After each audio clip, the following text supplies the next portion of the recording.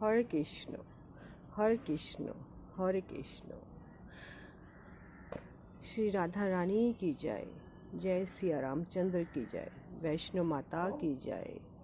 भगवत गीता की जय। आज আমি শ্রীমদ্ ভগবত গীতার 11 অধ্যায় বিশ্বরূপ দর্শন যোগের শ্লোক 4 পড়ছি।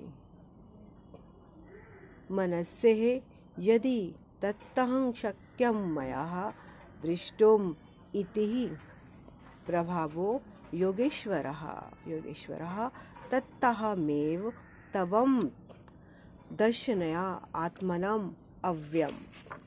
অনুবাদ, হে প্রভু, তুমি যদি মনে করো যে আমি তোমার এই বিশ্বরূপ দর্শন করার যোগ্য, তাহলে হে যোগেশ্বর আমাকে তোমার এই নিত্য রূপ দেখাও। তাৎপর্য, আমাদের জানা উচিত যে জড় ইন্দ্রিয় পরমেশ্বর ভগবানের শ্রীকৃষ্ণকে দেখা যায় না, তার কথা শোনা যায় না, তাকে জানা যায় না, অথবা তাকে উপলব্ধি করা যায়, কিন্তু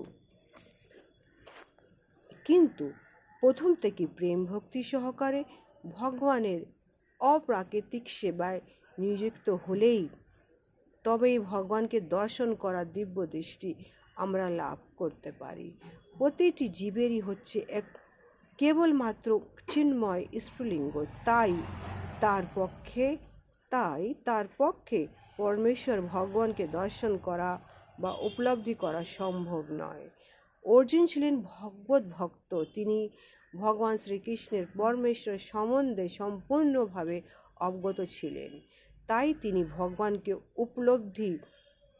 উপলব্ধি করার ব্যাপারে তার কল্পনা শক্তির উপরে নির্ভর না করে ভগবানের কাছে জীবরূপে নিজের অক্ষমতা স্বীকার করেছিলেন। অর্জুন জানতেন যে সীমিত জীবের পক্ষে অনন্ত অসীম ভগবানকে উপলব্ধি করা সম্ভব নয়। অসীম যখন কৃপা করে নিজেকে প্রকাশ করে, তখনই কেবল অসীমের বৈশিষ্ট্য উপলব্ধি করা যায়। যোগেশ্বর শব্দটিও এখানে বিশেষ তাৎপর্যপূর্ণ, কারণ ভগবান অচিন্ত শক্তির অধীশ্বর। যদিও তিনি অসীম অনন্ত, তবুও তার আহেতিক কৃপার প্রভাবে তিনি নিজেকে প্রকাশ করতে পারেন। তাই অর্জুন এখানে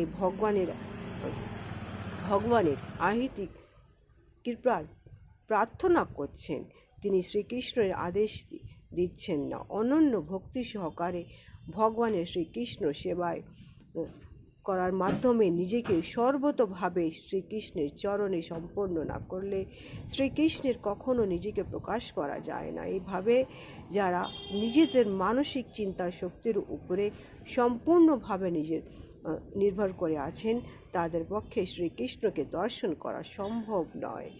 এখানে অর্জুন বুঝেছিলেন কি শ্রীকৃষ্ণকে পাওয়ার একটাই উপায়, সমর্পণ, ভগবত সমর্পণ। অর্জুন বুঝেছিলেন শ্রীকৃষ্ণ তো অসীম যোগেশ্বর, সেই অসীমের কৃপা পাওয়ার জন্য তার চরণে নিজেকে সমর্পণ করতে হয়, নিজেকে লুটিয়ে দিতে হয়, নিজেকে শেষ করে দিয়ে সেই তার চরণের ধূলিকণা হয়ে যেতে হয়। কেন ভগবানের পায়ের ধূলিকণা হলেই তো সে তার সংস্পর্শে আসে আর তার সে ভগবানের লাভ পায়। শ্রীকৃষ্ণ আর অর্জুনের মধ্যে এই যে একটা ভগবত ভক্তের যেটা জন্ম হলো, সেটাই হচ্ছে আমাদের পক্ষে।